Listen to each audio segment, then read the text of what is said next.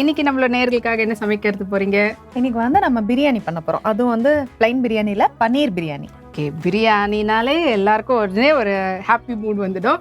So அதில் பன்னீர் வச்சு பண்ண போறோம். ஓகே, ஸோ பன்னீர் பிரியாணி. பன்னீர் பிரியாணி செய்வதற்கு தேவையான பொருட்கள் என்னென்ன? பிரியாணி அரிசி, பன்னீர், பால், உப்பு, கரம் மசாலா, எண்ணெய், கொத்தமல்லி இலை, புதினா, வெங்காயம், கேரட், பச்சை மிளகாய், பட்டை, கிராம்பு, சோம்பு, பிரியாணி இலை, பீன்ஸ், உருளைக்கிழங்கு, நெய், தனியாத்தூள், தக்காளி, தயிர், இஞ்சி பூண்டு விழுது, மிளகாய் தூள், மஞ்சள் தூள். இதுல வந்து எதுவும் அரைக்கிறதுக்குலாம் இல்ல, டைரக்டா அப்படியே குக் பண்ண வேண்டியது எல்லாமே. மசாலா பொருட்கள் ஏற்கனவே பொடி பண்ணதா இருக்கு. அத மாதிரி நம்ம அந்த பன்னீரை மட்டும் கொஞ்சம் லைட்டா ஒரு மசாலா கோட் பண்ண போறோம். ஓகே, மத்த எல்லாத்தையும் அப்படியே நம்ம சேர்க்க வேண்டியதான். இப்போ கொஞ்சம் சூடானதுக்கு அப்புறமா எண்ணெய் சேர்த்து மசாலா எல்லாம் போட போறோம். இப்போ நம்ம என்ன குவான்டிட்டியில வந்து செய்ய போறோம்? குவான்டிட்டி பாத்தீங்கன்னா இப்போ 200 கிராம் அளவு நம்ம ரைஸ் எடுத்துருக்கோம்னா அதை ஒரு 20 மினிட்ஸ் வரைக்கும் ஊற வச்சிடணும். நல்லா வாஷ் பண்ணிட்டு ஊற வச்சுக்கோங்க. ஏன்னா நம்ம கழுவிட்டு ஊற வச்சாதான் அது உடையாம இருக்கும். ஓகே, அப்புறம் தண்ணி இல்லாம வறுத்துட்டு நம்ம இது பண்ணிட்டு சேர்க்க போறோம். அதுக்கு பாத்தீங்கன்னா ஒரு 200 அளவுக்கு அதே அளவுக்கு நம்ம தண்ணி கொஞ்சமா எண்ணெய் சேர்த்துட்டு அது கூடவே நெய்யும் சேர்க்க போறோம். இதுல வந்து நெய்யும் சேர்த்துக்கலாம்.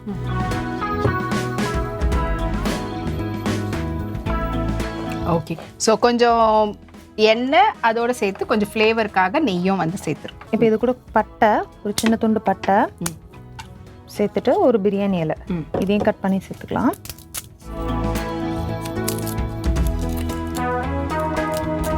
நம்ம சட்டி கொஞ்சம் சூடாகிற டைம் எடுக்கும். சூடாயிட்டுனா கரெக்டாக வந்துடும். அதனால அது உருகலாம் யோசிக்க வேண்டாம். ஓகே, நெய் கொஞ்சம் உருகலாம் யோசிக்க வேண்டாம்.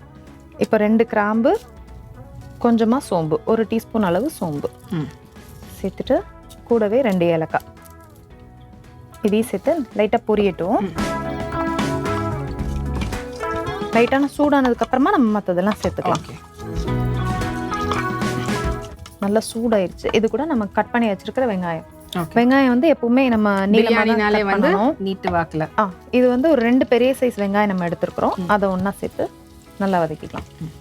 ஒரு 2 டேபிள் ஸ்பூன் அளவு எண்ணெய் சேர்த்தா போதும். நிறைய இல்லை, கொஞ்சமா சேர்த்தா போதும். ஓகே, சேர்த்துட்டு நம்ம கட் பண்ணி வச்சிருக்கிற பன்னீர், அதுக்கு முன்னாடி கொஞ்சம் மசாலா சேர்த்துக்கலாம். அது கொஞ்சம் சூடாகட்டும். நம்ம இதுல இஞ்சி பூண்டு விழுது சேர்த்துட்டு அதுக்கப்புறமா சேர்க்கலாம். ஓகே, இதுல என்ன சூடாகட்டும். அதுக்குள்ள அங்க வந்து இஞ்சி பூண்டு விழுது, அப்புறம் தக்காளி சேர்த்துக்கலாம். இஞ்சி பூண்டு விழுது சேர்த்துட்டு கொஞ்சம் லைட்டா வதக்கிட்டு இது வதங்கட்டும். ஓகே, இப்போ நம்ம தக்காளியும் சேர்த்தலாம். இதுவும் 2 தக்காளி, பெரிய சைஸ் தக்காளி சேர்த்துட்டு இதையும் நல்லா வதக்கி விட்டுறலாம். எண்ணெய் ரொம்ப சூடாகிறதுக்கு முன்னாடி நீங்க சேர்த்துக்கோங்க. ஒரு 1/2 டீஸ்பூன் அளவு மிளகாய் தூள் சேர்த்துட்டு கொஞ்சமா உப்பு சேர்த்துடலாம். உப்பு வந்து ஒரு பிஞ்ச் அளவு தான், ரொம்ப இல்லை. சும்மா லைட்டா இப்படி எடுத்து சேர்த்திங்கன்னா போதும். சேர்த்துட்டு அதை லைட்டா மிக்ஸ் பண்ணிட்டு அது ரொம்ப பொரிகிறதுக்குள்ள நம்ம பன்னீரை சேர்த்துடலாம். பன்னீரை சேர்த்து அதை நல்லா கலந்து விட்டுறலாம். அது வந்து அந்த சூட்டிலே இருக்கட்டும். நம்ம இப்போ ஸ்டவ் ஆஃப் பண்ணிடலாம். ஏன்னா நம்ம சட்டி வந்து ரொம்ப சூடா இருக்குன்றதுனால அப்படியே ஆஃப் பண்றோம். இதே வந்து நீங்க நார்மல் சட்டியில செய்யும் போது கொஞ்சம் வேற ஏதாவது பாத்திரத்துல செய்யறதா இருந்தீங்கன்னா லோ ஃப்ளேம்ல வச்சுட்டு 2 மினிட்ஸ் வச்சிருங்க. இப்போ பார்த்தீங்கன்னா நல்லா தக்காளி சாஃப்ட் ஆக ஆரம்பிச்சிருக்கு. இன்னும் கொஞ்சம் வதங்கினதுக்கு அப்புறமா நம்ம காய்கறிகள்லாம் சேர்த்துடலாம். நம்ம காய்கறிகள் சேர்த்துடலாம். ஓகே, நீளமா கட் பண்ணி வச்சிருக்க கேரட்டு, பச்சை மிளகாய் இப்போ போடலையா? இதுலயே சேர்க்க வேண்டியதான். இதை வந்து நடுவில் வகுந்து வச்சிருக்கிறோம். இது ஒரு 2 பச்சை மிளகாய் அளவு சேர்த்துக்கலாம். பால் ஊத்துறோமே, அதுக்கு இன்னும் கொஞ்சம் காரம் இல்லை, உங்களுக்கு மசாலா எல்லாம் போடணும்ல, மிளகாய் தூள் எல்லாமே போடும்போது கரெக்டாக வந்துடும். சேர்த்துட்டு உருளைக்கிழங்கு. ஓகே, எதுவுமே தண்ணி இல்லாம சேர்த்துக்கோங்க. கட் பண்ணி தண்ணியில போட்டிருந்தாலும் தண்ணி இல்லாம சேர்த்துக்கோங்க. ஏன்னா அரிசியோட குவான்டிட்டி அளவுக்கு தான் நம்ம தண்ணி சேர்க்க போறோம். கூடவே பீன்ஸ், தயிர் வந்து ஒரு 2 ஸ்பூன் அளவுக்கு சேர்த்தா போதும், நிறைய இல்லை. கொஞ்சமா சேர்த்துட்டு புளிப்பில்லாத கட்டி தயிர். புளிப்பில்லாத கெட்டி தயிர். ரொம்ப புளிப்பான தயிர் சேர்த்துறாதீங்க. புளிப்பான தயிர் சேர்த்தீங்கன்னா உங்களுக்கு வந்து ரைஸ் ரொம்ப புளிச்சிரும். அதே நேரத்தில் ஏன்னா ஏற்கனவே நம்ம தக்காளியும் வந்து ஆட் பண்ணிருக்கோம். டாமரண்ட் ஃப்ளேவர் அதுலயே வேற இருக்கும். மறுபடியும் உங்களுக்கு தயிரும் ஆட் பண்ணீங்கன்னா உங்களுக்கு கெயின் புளிப்பு ஃப்ளேவர் அதிகமாயிடும். ஓகே, ஸோ இப்போ வந்து நம்ம தயிர் போட்டு குக் பண்றதுனால நல்லா உங்களுக்கு வந்துட்டு சாஃப்டா உங்களுக்கு காய்கறி வந்து ஹார்டாக இல்லாமல் நல்லாவே உங்களுக்கு ரொம்ப நேரம் ஏன்னா நம்ம குக் பண்ண போகிறோம். இதுக்கப்புறமா மறுபடியும் ரைஸோட சேர்ந்து குக் ஆகும்போது உங்களுக்கு ரொம்ப ஒரு மாதிரி ஹார்டாகிடும், இல்லைனா வந்து ஒரு மாதிரி பிரிஞ்சு வந்துடும். அப்படி இல்லாமல் உங்களுக்கு தயிர் போடும் போது உங்களுக்கு அந்த சாஃப்ட் டெக்ஸ்சரை வந்து அப்படியே மெயின்டைன் பண்ணும். அண்ட் இந்த பக்கம் வந்து பார்த்தீங்கன்னா பன்னீர் நல்லா குக் ஆகி அந்த இதுவெல்லாம் இப்போ நம்ம இதில் பால் சேர்த்துடலாமா? ஓகே, எடுத்துருக்கிறோமோ அதை விட டபுள் மடங்கு வாட்டர் வந்து ஆட் பண்ணணும். அதில் வந்து 1 கப் அளவுக்கு இப்போ பால். ஓகே, அது வந்து உங்களுக்கு தேவைப்பட்டுச்சுன்னா தான் நீங்க தண்ணி சேர்க்கணும். நீங்க ரைஸ் போட்டு பாருங்க, உங்களுக்கு தேவைப்பட்டா தண்ணி சேர்த்துக்கோங்க. அப்படி இல்லைன்னா உங்களுக்கு ஈக்குவலாவே பாலாவே ஃபுல்லாவே சேர்த்துக்கோங்க. இப்போ வந்து நல்லா தண்ணி இல்லாம ரைஸ் சேர்த்தலாம். ஓகே, தண்ணி எல்லாம் வடிச்சிட்டு அதுக்கப்புறமா ரைஸ் சேர்த்துக்கோங்க. இதுல வந்து நம்ம ரைஸை வறுத்துட்டுலாம் போடல. சில பேர் வந்து அந்த காய்கறிகளோட ரைஸை போட்டுட்டு அதுக்கப்புறம் போடுவாங்க. நம்ம வந்து இப்போ பால் சேர்த்துட்டு அதுக்கப்புறம் போடுறோம். சேர்த்துட்டு கொஞ்சமா மஞ்சள் தூள், தேவையான அளவு கரம் மசாலா ஒரு 2 ஸ்பூன் அளவு சேர்த்துக்கோங்க. சேர்த்துட்டு கொஞ்சமா மிளகாய் தூள், 1 ஸ்பூன் அளவு மிளகாய் தூள். உங்களுக்கு காரம் எவ்வளோ தேவையோ அந்த அளவுக்கு சேர்த்துக்கோங்க. சேர்த்துட்டு கொஞ்சமா உப்பு, தேவையான அளவு உப்பு. ஓகே, உப்பு ஜாஸ்தி இல்லைங்களா? இல்லை, சரியா வரும். ரைஸ் நிறைய இருக்குல்ல. ஓகே, சேர்த்துட்டு நல்லா கலந்து விட்டு பார்த்துக்கலாம். இப்போ வந்து கொஞ்சமா தண்ணியும் சேர்த்துக்கலாம். ரொம்ப நிறைய தண்ணி இல்லாத மாதிரி இருக்கு, கொஞ்சம் தண்ணியும் சேர்த்துக்கலாம். உங்களுக்கு மெஷர்மெண்ட் எடுக்கும்போது 1 கப் அரிசிக்கு 2 கப் அளவு பால் இல்லைன்னா தண்ணி. இப்போ தண்ணி எப்படி நான் கொஞ்சம் ஊற்றுங்க, நான் சொல்றேன்.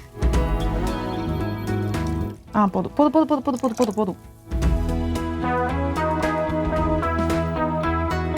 சேர்த்துட்டு நல்லா கலந்து விட்டுட்டு, ஓகே, இதுல வந்து உப்பு காரம் எல்லாமே சரியா இருக்கா பார்த்துக்கோங்க. இந்த பன்னீரை இப்பவே சேர்த்துடலாம். ஓகே, இதுலயே நம்ம வந்து காரம்லாம் போட்டிருக்கிறதுனால இதை சேர்த்துட்டு கூட நீங்க டேஸ்ட் பார்த்துக்கலாம். சேர்த்துட்டு நல்லா கலந்து விட்டுறலாம். ஓகே, இப்போ இது கூட புதினா இலை மட்டும் சேர்த்துடலாம். ஓகே, ஸோ பிரியாணினாலே புதினா அந்த ஃப்ளேவர் ஸ்மெல் தான் வந்து நம்மளுக்கு பிரியாணி அப்படின்றது தெரியும். ஓகே, சேர்த்துட்டு இது நல்லா கலந்து விட்டு மூடி வச்சிடலாம். இது வந்து நீங்க கொஞ்சம் கொஞ்சம் கொதிச்சு பொங்குற மாதிரி இருந்துச்சுன்னா சிம்ல வச்சுக்கோங்க. இப்போ வந்து மூடி வச்சிடலாம். உப்பு காரம் எல்லாம் டேஸ்ட் பார்த்துக்கோங்க. இது வந்து ஒரு 10 நிமிஷம் ஃபுல் ஃப்ளேம்ல வச்சிருக்கணும். அதுக்கு அடுத்து ஒரு 10 நிமிஷம் அதுக்கப்புறம் ரெடி ஆயிடும். ஓகே, ஸோ இன்னும் கொஞ்ச நேரத்தில் பிரியாணி ரெடி ஆயிடும். அதுக்கப்புறமா நம்ம டேஸ்ட் பண்ண வேண்டியதுதான். அண்ட் அதுக்கு முன்னாடி எப்படி நம்ம செஞ்சோன்ற செய்முறை விளக்கத்தை அப்படி சுருக்கமா நேயர்களுக்கு சொல்லிடுங்க. வானலி நல்லா சூடானதும் கொஞ்சமா எண்ணெய் சேர்த்துட்டு கூடவே நெய் சேர்த்துட்டு அது கூட மசாலா பொருட்கள் சேர்த்துக்கோங்க.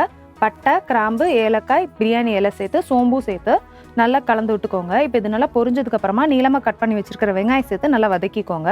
வெங்காயம் நல்லா வதங்கினதுக்கு அப்புறமா இஞ்சி பூண்டு விழுது சேர்த்து நல்லா வதக்கிக்கோங்க. இப்போ இதெல்லாம் நல்லா வதங்கினதுக்கு அப்புறமா தக்காளி சேர்த்து அதையும் நல்லா வதக்கிக்கோங்க.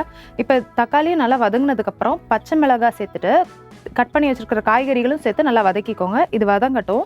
இன்னொரு வானலியில கொஞ்சமா எண்ணெய் சேர்த்து உப்பு, மஞ்சள் தூள், மிளகாய் தூள் சேர்த்து கட் பண்ணி வச்சிருக்கிற பன்னீரை சேர்த்து லைட்டாக வதக்கிக்கோங்க. இது அப்படியே இருக்கட்டும். இப்போ நம்ம காய்கறிகள்லாம் நல்லா வதங்கினதுக்கு அப்புறமா கொஞ்சமாக தயிர் சேர்த்துட்டு நல்லா கலந்து விட்டுக்கோங்க. தயிர் நல்லா கலந்து வரும்போது பால் சேர்த்து நல்லா கலந்து விட்டுட்டு நம்ம எடுத்து வச்சிருக்கிற அரிசியை தண்ணி இல்லாமல் வடிகட்டி சேர்த்துக்கோங்க. இப்போ இது கூட தேவையான அளவு உப்பு, மஞ்சள் தூள், கரம் மசாலா, மிளகாய் தூள் சேர்த்து நல்லா கலந்து விட்டுட்டு தேவையான அளவு தண்ணியும் சேர்த்துட்டு புதினா இலை சேர்த்துட்டு நம்ம வதக்கி வச்சிருக்கிறோம்ல பன்னீர் அதையும் ஒன்றா சேர்த்து நல்லா கலந்து விட்டுட்டு மூடி வச்சிருங்க. இப்போ இது ஒரு 20 நிமிஷம் வெந்ததுன்னா நம்ம சுவையான பன்னீர் பிரியாணி தயார். ஆல்மோஸ்ட் more than 15 minutes ஆயிடுச்சு பாருங்க. நல்லா நான் விடலாமா? ஓகே. இந்த ரைஸ் வந்து எவ்வளோ மெலிஸ் ரைஸ் பார்த்தீங்களா, அவ்வளோ நல்லா குக் ஆகிருக்கு. ஓகே, ஸோ சுட சுட பன்னீர் பிரியாணி ரெடியாக இருக்குது. ஸோ இது எப்படி இருக்குதுன்னு டேஸ்ட் பண்ணிவிட்டு அப்புறமா நீங்களும் ட்ரை பண்ணி பார்க்கலாம். ஸோ முதல்ல பன்னீர் எடுத்துக்கலாம். பன்னீரோடு சேர்த்து கொஞ்சம் ரைஸ். நாங்கள் எப்பவுமே பன்னீர் அதிகமாக ரைஸ் கம்மியாக சாப்பிட்றாங்க.